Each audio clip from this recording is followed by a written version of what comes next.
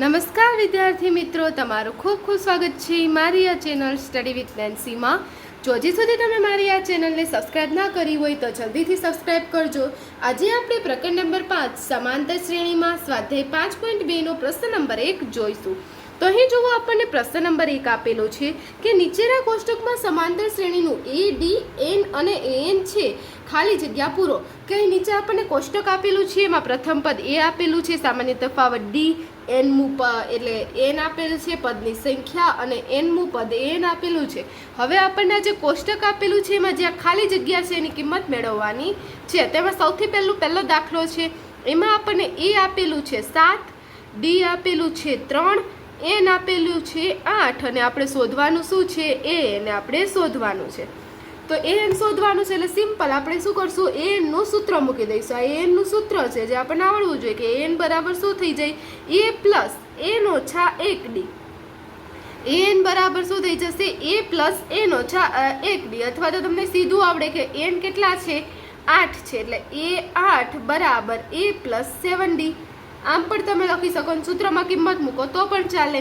આમ ગણશો તો જલ્દી જવાબ આવશે, આમ ગણશો તો પણ ચાલે. કે એન આપણે શોધવું છે. એન બરાબર એ એટલે કેટલા થઈ જશે? 7 થઈ જશે. એન કેટલા આપેલા છે? 8, એટલે 8 ઓછા 1, અને ડી કેટલા છે? 3. તો હવે જુઓ, 7 પ્લસ 8 માંથી 1 જાય એટલે 7 ગુણ્યા 3. હવે જુઓ, 7 વત્તા 7 ગુણ્યા 3, તો 7 વત્તા 7 તેરીને કેટલા થઈ જશે? 21. એટલે એન બરાબર આપણને શું મળી જશે? 21 ને 7 28. એટલે આપણું એન કેટલું થઈ જશે? 28. એટલે આપણે જવાબ લખી દઈશું 28. એવી જ રીતે બીજું છે, બીજો દાખલો છે, એમાં આપણને આપેલું છે એ એટલે પ્રથમ પદ આપેલું છે -18, પછી આપણને એન આપેલો છે 10, અને પછી એન છે એ આપણને આપેલું છે 0, અને એના ઉપરથી આપણે ડી શોધવાનું છે.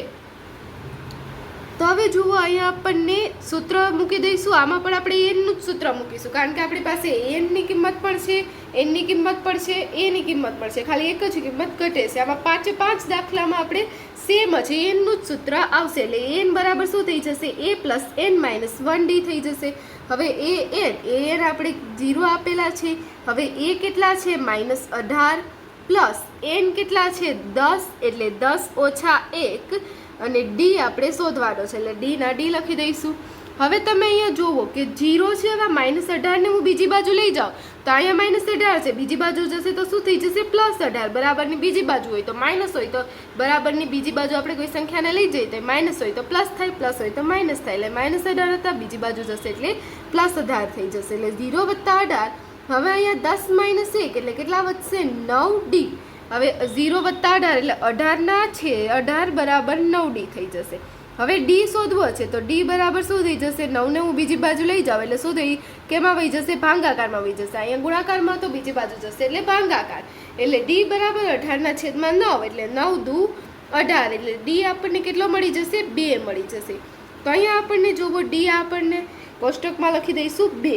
હવે એના પછી ત્રીજો દાખલો જોઈએ. તો ત્રીજા દાખલામાં આપણને પહેલું પ્રથમ પદ એ શોધવાનું છે. અહીંયા તમે જોશો એ આપણને આપેલું નથી, એટલે એ શોધવાનું છે. આપેલું શું છે? ડી. ડી બરાબર કેટલું આપેલું છે? -3 છે. પછી એન બરાબર આપણને 18 આપેલા છે, અને એના પછી એન બરાબર આપણને -5 આપેલા છે, અને એ આપણે શોધવાનું છે. તો આમાં પણ એક સૂત્ર મૂકી દઈએ. એન બરાબર એ પ્લસ એન ઓછા 1 ડી. હવે એન આપણને -5 આપેલું છે, -5 એ કેટલા છે? એ શોધવાના છે, એટલે એના એ લખી દઈશું.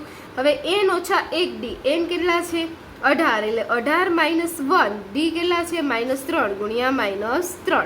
હવે -5 એ પ્લસ, હવે 18 માંથી 1 જશે એટલે કેટલા થઈ જશે? 17, અને -3, 17 ગુણ્યા -3. હવે પાછું આપણે -5 બરાબર એ. હવે અહીંયા જુઓ, 17 તેરી કેટલા થઈ જશે? 17 તેરીને 51. અહીંયા પ્લસ માઇનસ માઇનસ થઈ જશે. અહીંયા પ્લસ છે ને અહીંયા માઇનસની નિશાની છે, એટલે પ્લસ માઇનસ માઇનસ આવશે. 17 તેરી 51 કરીએ એટલે એની આગળ -51 લાગશે, અને -51 પ્લસ માઇનસ માઇનસ થશે, એટલે આપણે -51 લખીશું. તો હવે -5 બરાબર એ -51. હવે એની કિંમત શોધવી છે. 51 ને બીજી બાજુ લઈ જાઓ એટલે -5, બીજી બાજુ 51 જશે એટલે +51 થઈ જશે, બરાબર એ મળી જશે. હવે એ બરાબર પ્લસ માઇનસ શું થઈ જશે? માઇનસ થઈ જશે 51માંથી 5 જાય એટલે કેટલા વધે 46 અને કેવા 46 પ્લસ 46 કારણ કે 51ની આગળ મોટી સંખ્યા 51 છે અને 51ની આગળ પ્લસ છે એટલે પ્લસ 46 આવશે એટલે એમ પદ કેટલું મળી જશે આપણને 46. તો આ જોવો આપણા ત્રીજો કોષ્ટકનો જવાબ આવી ગયો. એના પછી આપણને ચોથું આપેલું છે -18.9 2.5 ખાલી જગ્યા n શોધવાનો અને n 3.6. તો હવે તમે અહીંયા જોવો કે a બરાબર -18.9 d બરાબર 2.5 n બરાબર 3.6 અને n આપણે શોધવાનો છે. ફરીથી જે સૂત્ર n બરાબર a પ્લસ n ઓછા 1d. હવે n આપણને કેટલું આપેલું છે 3.6 બરાબર -18.9 plus n minus 1d n minus d કેટલું આપેલું છે 2.5 n માઇનસ 1 ગુણ્યા 2.5. હવે તમે જોશો અહીંયા જે માઇનસમાં છે બીજી બાજુ લઈ જાય એટલે શું થઈ જશે પ્લસ એટલે 3.6 પ્લસ 18.9 બરાબર n માઇનસ 1 અહીંયા 2.5. હવે આ બેનો સરવાળો કરીએ એટલે અહીંયા 9 ને 6 15 વધી પડી 1 છે 4 છે 3 ને 11 ને 12 ને વધી પડી 1 એટલે 22.5 એ આપણો જવાબ આવશે. આ બેનો સરવાળો કરીએ એટલે કેટલા મળશે આપણને 22.5 મળશે.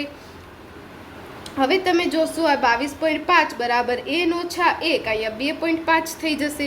હવે મારે અહીંયા શું શોધવાનું છે n શોધવાનું છે. એના માટે આપણે શું કરશું 2.5 ને બીજી બાજુ લઈ જશું એટલે 22.5 ભાગ્યા 2.5. હવે જુઓ બરાબર શું થઈ જશે n ઓછા 1. હવે આ 22.5 ને 2.5 ને તમે આમ પણ લખી શકો કે 225 ના છેદમાં 25 ગુણ્યા 10 ના છેદમાં 10.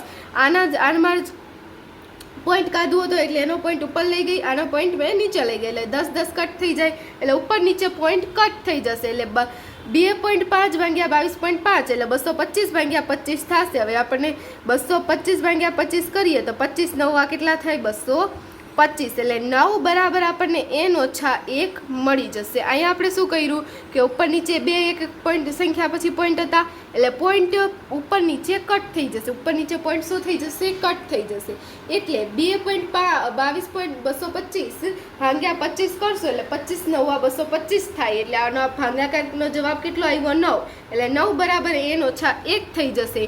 અને n શોધવા છે એક અહીંયા માઇનસ છે બીજી બાજુ જશે એટલે પ્લસ થઈ જશે એટલે n બરાબર 9 પ્લસ 1 થઈ જશે એટલે n બરાબર આપણને શું મળી જશે 10 મળી જશે. તો આ જોવો આપણને n ની કિંમત મળી ગઈ એ આપણે કોષ્ટકમાં લખી દઈશું. હવે એના પછી પાંચમો દાખલો છે કે 3.5 0 105 અને an શોધવાનું છે.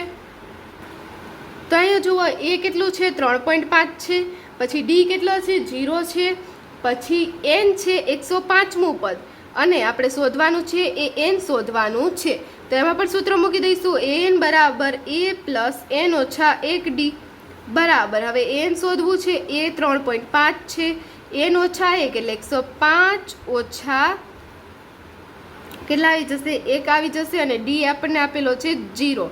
હવે 3.5 વત્તા 104 ગુણ્યા 0. હવે કોઈ પણ સંખ્યાને આપણે 0 સાથે ગુણાકાર કરીએ જવાબ શું આવે 0 એટલે 3.5 વત્તા 0 કરીએ તો જવાબ શું આવશે 3.5. એનો એ જ જવાબ આવશે એટલે આપણું nમું પદ કેટલું થઈ જશે 3.5 થઈ જશે. આપણા પાંચમા દાખલાનો જવાબ આવશે 3.5 કારણ કે જ્યારે પણ d 0 હોય ને ત્યારે બધા જ પદ કેવા આવે સરખા આવે.